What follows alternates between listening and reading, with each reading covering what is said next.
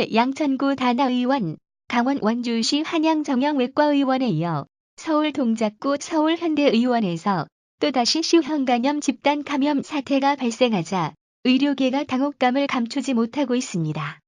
이미 일회용 주사기 재사용 논란으로 국민 신뢰도가 크게 낮아진 상태에서 비슷한 사례가 나오자 의료계 자체적으로 자정작용을 더욱 강화하고 정부 당국과 공동으로 재발 방지 대책을 마련해야 한다는 주장이 제기되고 있습니다. 24일 정부 당국과 의료계에 따르면 서울현대의원에서 지난 2011년에서 2012년에 진료를 받은 환자 1만 1,306명이 C형간염 노출 위기에 몰렸습니다.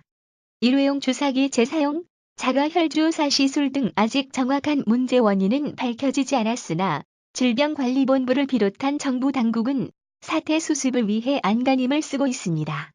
이번에 문제가 된 서울현대의원은 관절 척추 클리닉을 비롯해 주로 비만 치료, 신경차 단술, 통증 치료와 같은 진료를 해온 것으로 확인됐습니다.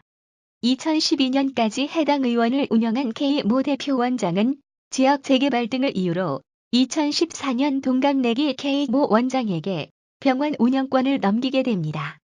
이 과정에서 서울현대의원은 지금의 JS의원으로 명칭이 바뀌었습니다. 서울현대의원이 소재한 동작구 의사회 관계자는 일각에서는 서울현대의원 K 원장이 JS의원에서도 진료를 받다고 보고 있지만 이는 사실무근이라며 병원 운영권을 이전한 후에는 진료 활동을 하지 않았다고 전했습니다. 이어 서울현대의원의 C형간염 문제에 대해 정부 당국이 조사에 들어갔다는 사실을 안 직후부터 지역 의사회 차원에서 예의주시해왔다고 덧붙였습니다.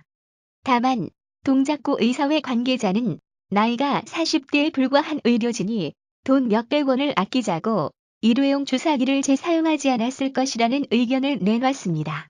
그러나 서울현대의원의 병원 운영 방식은 앞으로도 계속 논란이 될 전망입니다. 질병관리본부에 따르면 서울현대의원은 건강보험을 부당하게 청구한 사례가 매우 많고 비급여 진료를 주로 해와 역학조사 자체가 쉽지 않은 것으로 알려졌습니다. 특히 일각에서는 서울현대의원이 의사가 아닌 다른 직종이 진료를 주도함으로써 이번 C형간염 집단 감염 사태를 촉발한 것 아니냐는 의혹도 제기하고 있습니다. 문제를 일으킨 K 원장은 현재 동작구 의사회와도 연락이 끊긴 상태인 것으로 알려졌습니다. 대한의사협회는 윤리위원회 회부 검토에 들어갔으며 서울시 의사회는 성명서를 통해 이번 사태의 유감의 뜻을 밝혔습니다.